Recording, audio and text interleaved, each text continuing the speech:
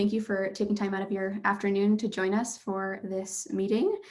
For those of you I haven't met, my name is Becca. I'm with Big Sky Public Relations and work on behalf of the Montana Department of Transportation on communications for a handful of projects. And by the way, I'm looking down at my talking points, so apologies for not looking straight at the camera the entire time. I'm here to be the communications manager for this project, and I'm here to help however I can throughout construction and during and after this meeting, of course. MDT has hired us to help in quite a few different ways, including providing updates on construction, creating press releases for the media, and hosting public meetings like this one. Of course, we would really prefer to have this in person with you folks. That's our preference, but due to COVID-19, we've decided to host this virtually. So thank you for your flexibility in advance for that. We appreciate it.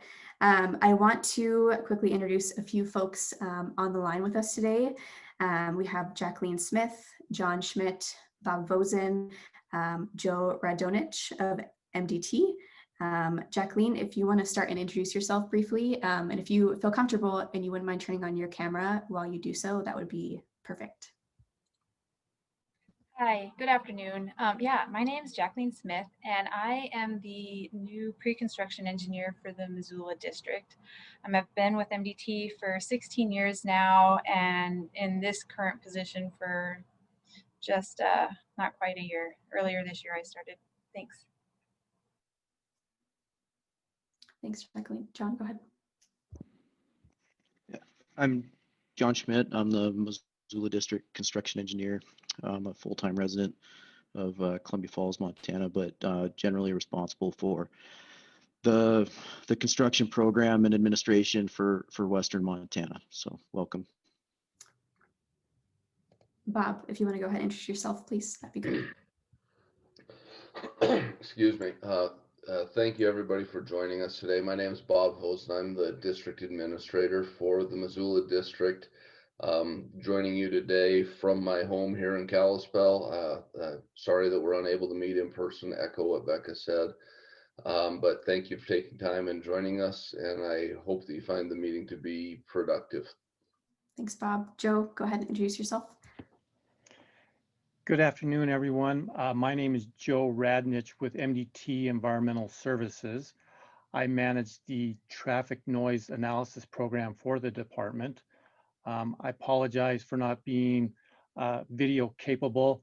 I've had some challenges at home with my communications, so I wanted to make sure at least I was able to speak to you all and help with the discussion this afternoon. So thank you for attending, and appreciate it. Thanks, Joe. In addition, we have representatives from our design, engineering, and construction team. KLJ is a part of LHC construction team who will be constructing our finalized design for the Foys Lake Road interchange. So KLJ folks and LHC folks, I'd love for you to introduce yourselves briefly as well. Don, we'll go ahead and start with you. Thank you, Becca. Don Sternum, I'm the design manager on behalf of the LHC design build team. I work for KLJ, and I'll be here to answer any questions in regards to the design aspect of the project on it. So thank you, Becca. Thanks, Don. Go ahead, Liz. My name is Liz Ricciardi. I'm with KLJ, and I'm part of the environmental team. I'm sorry, I apologize. I don't have yet a camera. It's on the way. So thanks. Thanks, Liz. Go ahead, Jim. Thanks, Becca, and hi, everyone. My name's Jim Mitchell. I'm with LHC Construction. I'm part of the management team for LHC. On behalf of LHC, we'd like to thank you all for coming and showing interest in the project.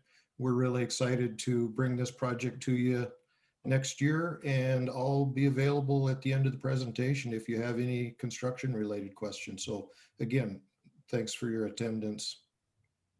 Thanks, Jim, and everyone. That was great. I appreciate those introductions. I will be listing my contact information at the end of our little presentation. So if you don't feel comfortable asking a question today, or you think of something after this for one of the folks on the line, you can reach out to me and I'll be able to connect you and inform the project team as needed.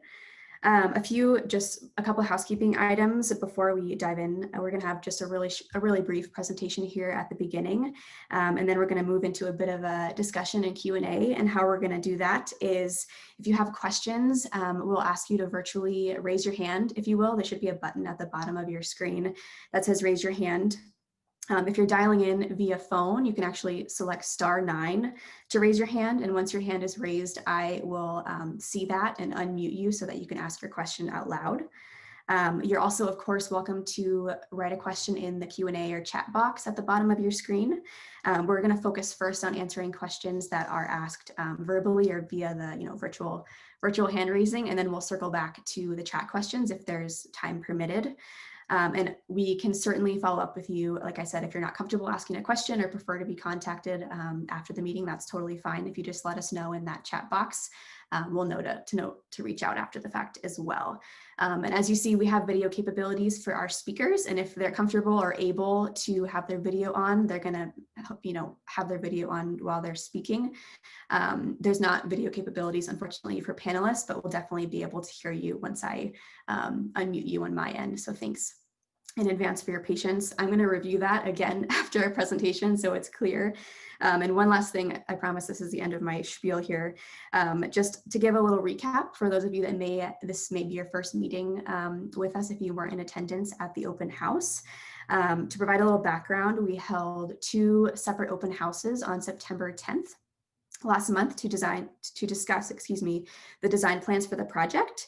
Members of the public, of course, expressed a strong interest in learning more about this noise analysis process specific to this project for the Kalispell Bypass Foys Lake Road project. So we're now hosting this meeting as a follow-up to dive into those questions, chat with members of the local project community and neighborhood, and just share more about the noise analysis process details and answer your questions. So again, that's a little background if anyone is unfamiliar with why we are here this afternoon.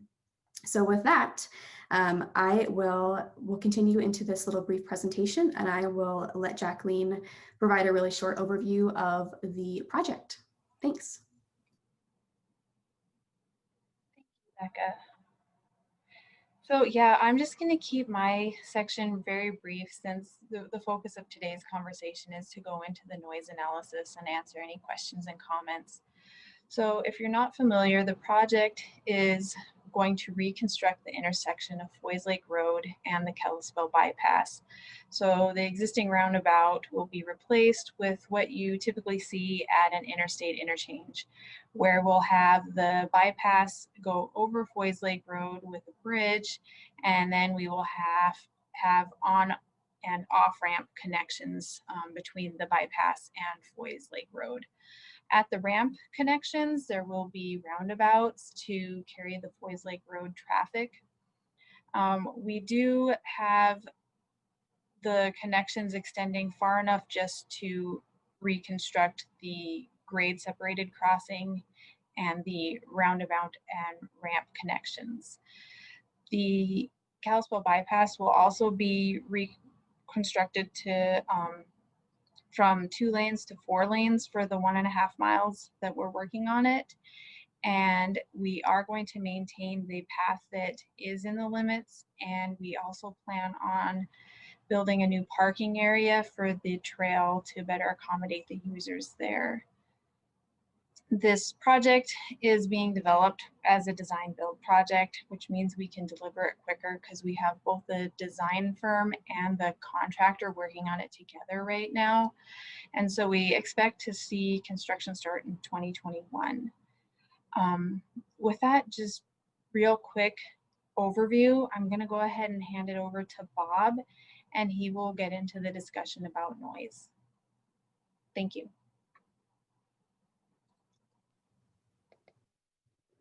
Thanks, Jacqueline. I apologize to everybody for my coughing. I'll try to keep it to a minimum as much as possible. Excuse me again. As I said earlier, I'm the district administrator. I have a very strong and lengthy background in construction. I've been with the department since 1994. In my current role for just over a year, I guess now, 1.5 years now. So just want to explain that my background is not in noise study, it's in construction. So the my part of the presentation is going to be a little higher level, but we rest assured we do have Joe and Liz with us today. They're experts in the field, so when we get into the Q&A, we can get deeper into the process if necessary. Again, so I'm just going to have things originally here at a high level, kind of using some layman's terms. So on the screen in front of you, you can see that this is the updated noise study map from 2020. The initial noise study that was performed on the project was done in 2006, but we updated it in 2020.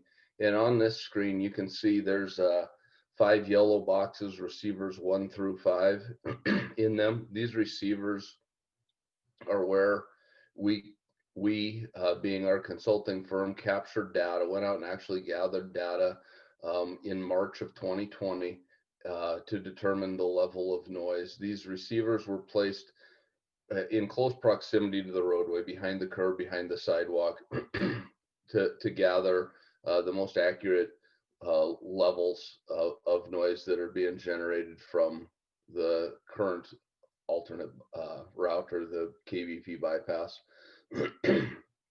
These receivers, then the results that are gathered are used within in accordance with our policies and procedures to allow us to analyze and determine impacts throughout the area. Oh, I'm sorry. We use electronic modeling though, so it's not feasible to put out receivers in every location. So a model is generated. This modeling process is used across the entire US. It's accepted by Federal Highway Administration, which is where MDT gets the vast majority of our funding. So this is a tried and true method that is utilized nationwide to determine what noise can be expected in various locations. This the modeling process is actually something similar to what the like the National Weather Service does something similar with their forecast. You may be familiar with the point and click location forecasts that are available. You can look at pull up a map and click on your house, and it'll give you a forecast for your house, and that's determined by a model that they've developed based on weather stations that they have, where they've got accurate data to develop the model, and then they can make projections based on that model. So when we go on to the next slide here, this will show the areas of, this is one of several noise sensitive areas that were developed. And you can see on this screen here, there's some kind of a bright green rectangles with numbers by them. These, in fancy terms, are called receptors. What they are is they are locations where we made assumptions. This is where the noise is most likely to be received by people in those households throughout the neighborhood, backyards, if you will, where you might be sitting having a barbecue, something to that effect. So again, this gives us accurate information and projections of what the noises are currently, and what, when we put the data into the model, what the changes can be expected to be.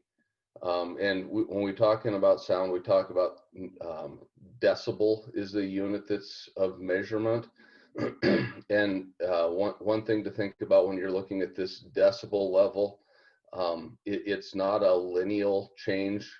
And what I mean by it's logarithmic. So going from 0 to 10 and then 10 to 20, it isn't a curve or a line that grows in a straight fashion. It's similar to the Richter scale, which a lot of people are familiar with. You know, going from a 1 to a 2 to a 3 on the Richter scale is similar to going from the 1 to a 2 to a 3 decibel level. So just in a Richter scale, the decimal is an important number. You don't round earthquakes. We don't just say that it was a 5 or a 6 or a 7 level earthquake. Same way with decibels. We don't say it's a 60 or a 61 or a 62. We use the decimal, and that's an important part of the scale. So when we go on to the next slide here, the noise study results, FHWA and MDT, we have noise policies that are important. What they do is they allow us to make determinations across the entire state. In our case, for MDT, we're a statewide agency, so our policy is utilized. We've got a lot of needs, a lot of areas, and we need to have something so that we're consistently applying our policy, following the procedures, so that we're addressing everything in a fair and equitable manner. This is a policy and procedure that's accepted and agreed upon. And again, the key point here is in MDT's policy, a receptor, or a backyard, if you will, is considered to be impacted if the traffic generated noises are within 1 decibel of the FHWA standard. So what that means is we're being conservative. We're approaching the FHWA standard, which is 67 decibels for residences. The other thing that we do take into account is if we're making a major change in expected noise, and that increase has been determined to be 13 decibel, a 13 decibel increase from the existing conditions. And that is looking forward on the 20-year design criteria is what we utilize. So if we'd move on to slide 7, please. When we back up 1, please. There we go. Thanks, Becca. When we run through our numbers from gathering the data and creating the model, inputting the data, and making the calculations, noise mitigation is not federally fundable on this project. We don't have a mechanism. We can't afford to build noise walls if it's not federally fundable. We simply don't have enough money within the state to start building noise walls in places that are outside of our guidance. You know, I know this is frustrating, and I know that hearing roadway noise is it's not ideal, but this is a policy and a procedure that's being utilized statewide. There's many areas, traffic growth is something that's taken place across the state, and we have to follow within our guidance and our policy. You know, and we didn't enter into it lightly. And one thing that I will point out in here, that we do have this, where the policy is, if anybody does want to see it, we can get this info to you if you don't have time to write it down. The difficult part is I don't think you can click on your screen right now. That's not a clickable link to take you to it, but we can definitely get it to you also after the presentation.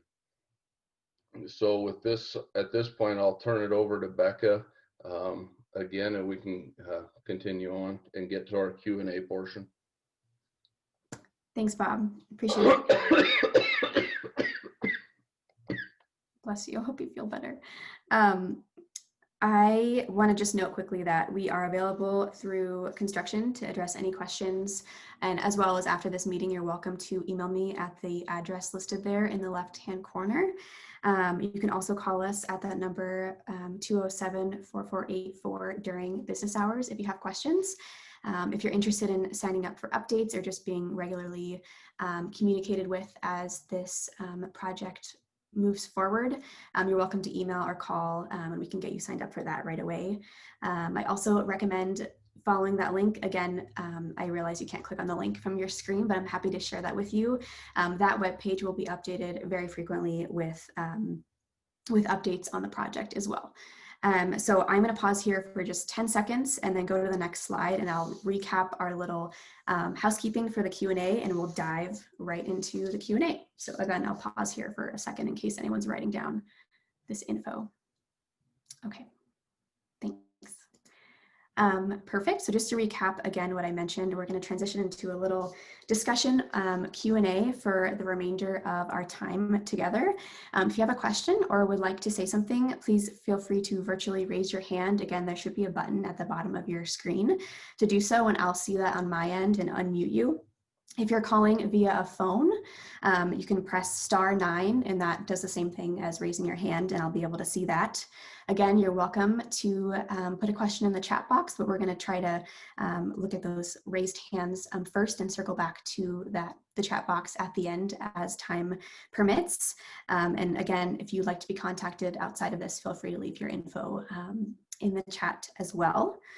Again, speakers, if you're answering a question, I'll do my best to direct it to you. And if you would turn your cameras on when you're speaking, if you can, or if you feel comfortable, that would be great.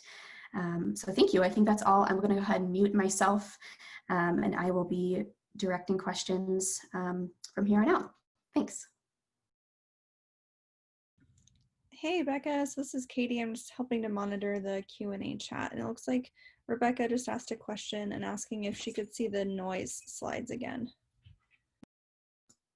Hi, Katie. Thanks for introducing yourself. Yes, of course. I see we have a hand raised too, so I'll go ahead and go back a couple slides, and then I will unmute our hand raise. Is this where we're looking at? I'll pause here. I can move if needed. Hi, Nancy. I think I unmuted you. Can you speak and hear me okay? I can hear you. Can you hear me? I can, yes, perfect. Go ahead and ask your question. Go for it. Okay.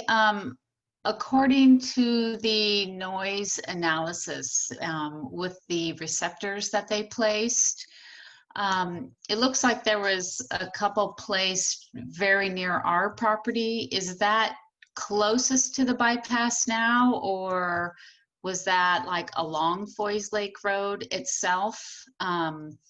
Because what we hear every day might be different than what was heard on the receptors. I guess along those same lines, how long are the receptors placed there to hear the noise? Thanks, Nancy. I will pass that to you, Bob, if you want to start answering that question. Thanks, Becca. I'm going to give a real brief answer, Nancy, and then maybe have Liz dive into a little bit more. Just to clarify on this, if we could go back to slide 4, Becca, I think is the one that Nancy's going to help us with this discussion. The two little green boxes, number 7 and number 8, am I in the right place, Nancy? Yes. So those are, nothing was placed there to actually capture data. Those were locations where data was calculated based on the model that was derived. Where data was captured, now Becca, if you could back up one more slide to 3, if you look on this slide, Nancy, where it says receiver 1, receiver 2, and it's got leaders pointing to the little kind of I'm going to say that's a yellow or tan colored boxes with dots. Yes. That is where data was actually captured in order to make the model. So there was a receiver placed. Receiver 5 and receiver 3 are the ones that were closest to your house. Receiver 2 is kind of across the bypass from where your place is. So that's where the information was gathered.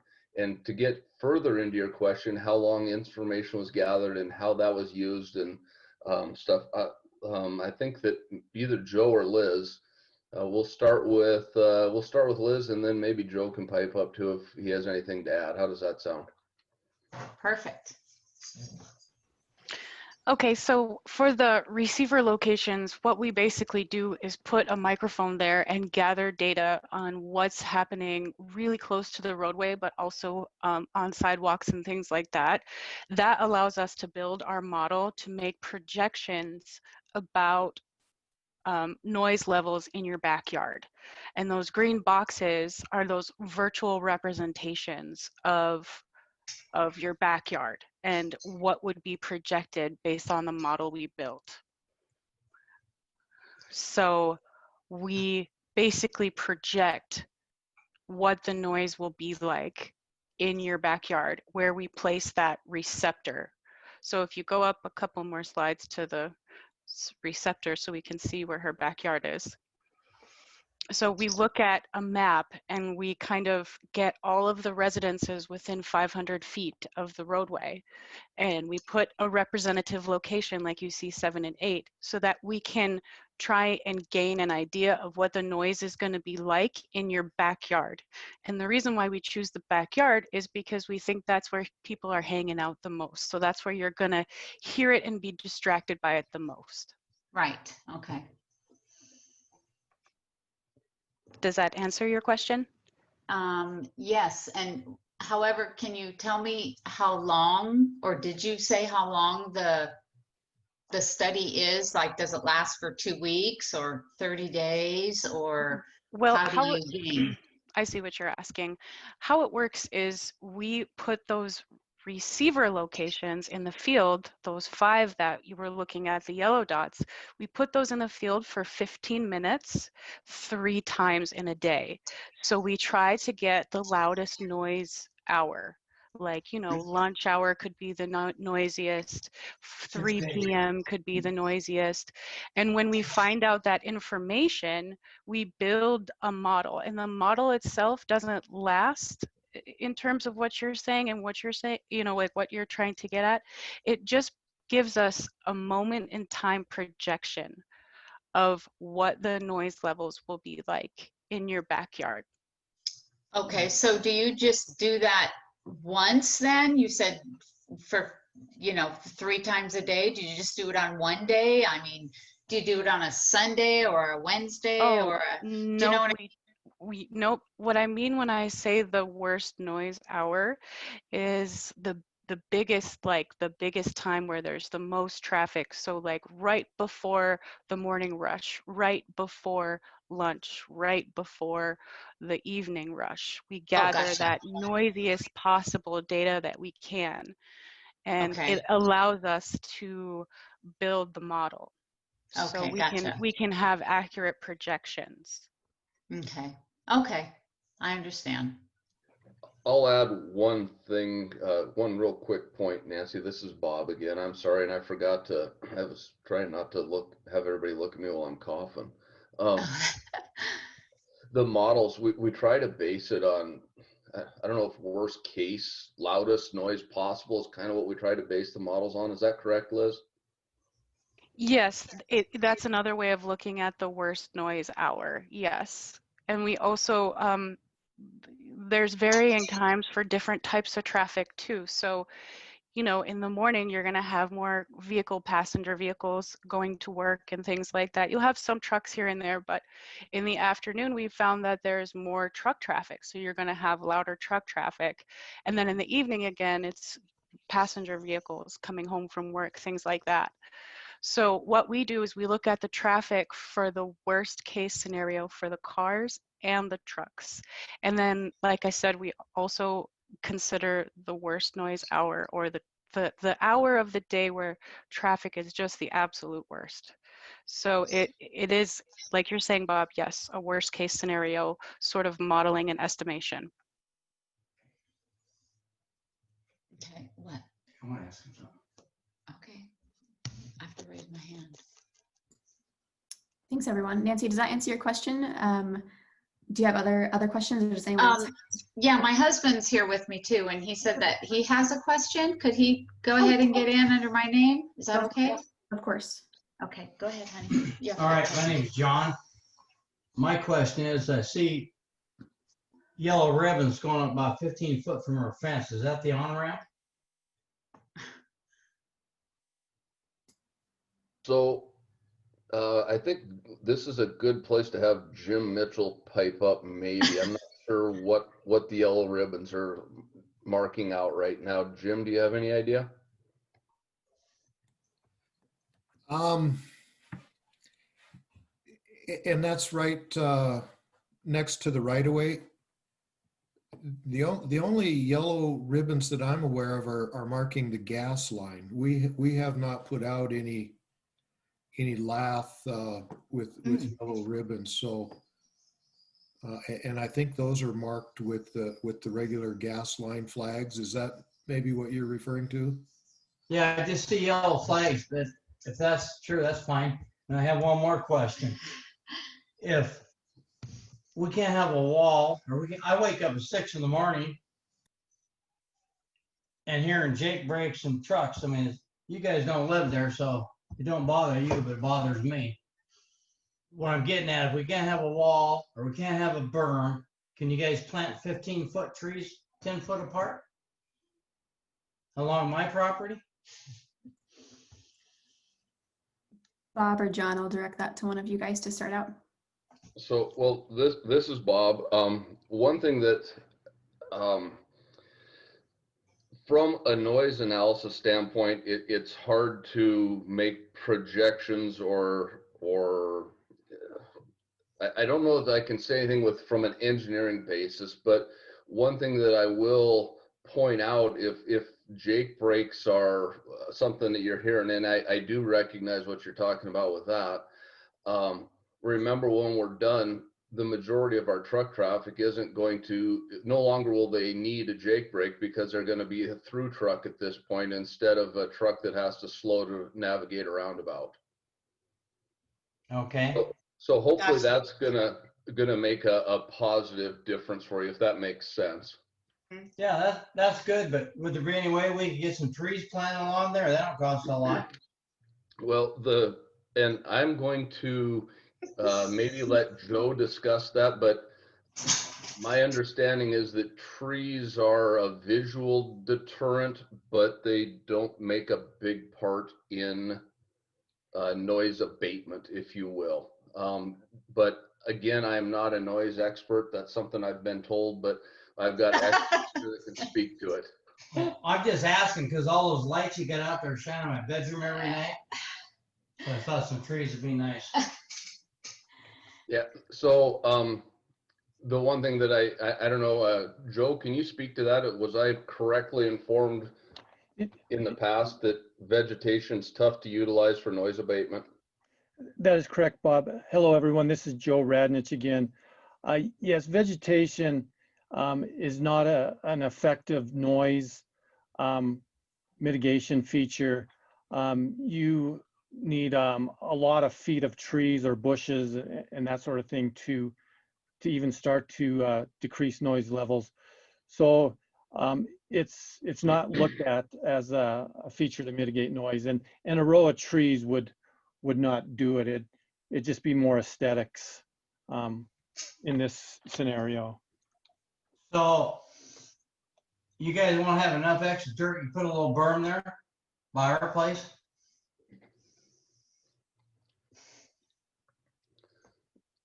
Well, I'm going to go back to Jim. One of the challenges with that is I'm not sure that we have the right of way to do a dirt berm, and I'm not sure what our balances are as far as material, because LHC and KLJ are still finalizing the design of the project in that area, so I don't know what it looks like. The other thing that comes into effect that we have to be cognizant of is when we start building things that aren't required as part of the project, we do have to be cautious about there's other impacts besides noise impacts. And this is just speaking from history, from building other parts of the bypass. We built places where we built walls and people were upset because we built walls and we helped with the noise shed, but we impacted the view shed, if you will. So we had people that they couldn't see what they used to be able to see. So we have to be cautious of that as well. So if we requested if there was extra dirt to put along, since our property runs along the new on-ramp to go south. If we could put that in somebody's pocket for, you know, even just some kind of berm, whether, you know, it's, you say it might not help on the noise, obviously it's not going to be that high, but even something just to alleviate the view even of the cars that are going to be closer to our property because of the on-ramp. Can we put that in as a request? If there's extra dirt, you know, put a little berm there. Anybody? Yeah, Nancy, this is John. Due to the amount of dirt that's going to be required to go up and to put the bypass up and over Foys Lake Road, it's actually LHC is actually going to have to haul material in from either one of their pits or somewhere else. They're actually going to have to find material to be able to complete the road. So they're right now it doesn't look like there's any extra dirt, and so that's kind of where we're at right now in the design. Okay. We're screwed. Baby, don't say that. Okay, thank you, guys. Yeah, thanks, Nancy and John. I'll go ahead and I will re-mute you so we can address other questions, but if you have others, feel free to raise your hand. Thank you. both. Yeah, of course. Perfect. Well, if anyone else has, I don't see any other hands raised. Feel free if you have a question to raise your hand, but I think, Katie, are there any questions in the chat that I am missing? Rebecca has 2 comments. So she said that we addressed the side that she wanted to see, so that's great. And then she also just made a comment that she's been to Nancy and John several times and has slept in their home and agrees that the noise is very disturbing. But just those 2 comments. There aren't any additional questions at this time. Thanks, Katie. Perfect. Thanks, everyone. We can hang out for another few minutes to see if other folks have questions. Again, feel free to raise your hand and I can unmute you, or leave a question in the Q&A. We have some time, and I want to make sure we get everyone's questions answered. So I'll go ahead and mute myself, and we can just hang out for a few minutes, and I'll check back in a bit if there are no questions. Thanks, everybody. I'm not seeing any other hands being raised or questions in the chat box. So unless anyone has other questions, I am happy to hang out until maybe 1:45. If anyone would like to look at another slide or go to my contact info page, if that would be helpful. Otherwise, thank you all for your time. If there's not other questions, I think we can be conscious of the time and wrap up, unless others have thoughts. Thank you, everyone, for being here. I think this was a really productive conversation, and I actually will, let me move to my contact info slide to end here. Thank you, everyone. We appreciate your time. I will pause here, and again, I'll be on the line till 1:45 if anyone has additional questions. Thank you. Katie, it looks like we have a Q&A question. Is that a question or a comment? Thanks, Becca. Yep, Nancy just provided a comment that said, "Thanks, Becca. We're not happy, but it seems that there is nothing we can do." Thank you for sharing. Thanks, Nancy, for being here. We appreciate your time. Okay, thanks, everyone. Just to be respectful of everyone's time, we will go ahead and end here because there are no more questions that I am seeing. Thanks again, everyone, for your time this afternoon and for a great conversation. We'll go ahead and sign off. Have a great rest of your day. Thanks so much. Thanks, Becca. Thanks, Becca.